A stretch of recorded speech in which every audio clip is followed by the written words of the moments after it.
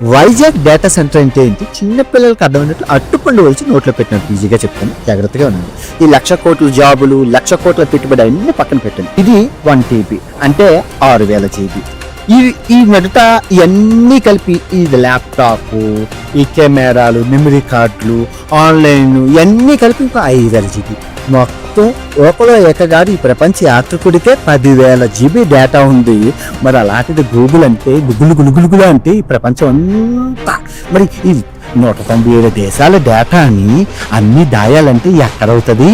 So ఇలాంటి memory కార్డుల్లో దాచి దానికి ఛార్జింగ్ ఎత్తి వైర్లు ఎత్తి అస్తమా తెల్లకారులు ఆన్ అయ్యేలా ఉండడాన్ని డేటా సెంటర్ అంటారు. ఇప్పుడు ఆ డేటా సెంటర్ వైజాగ్లో పెట్టి వచ్చింది.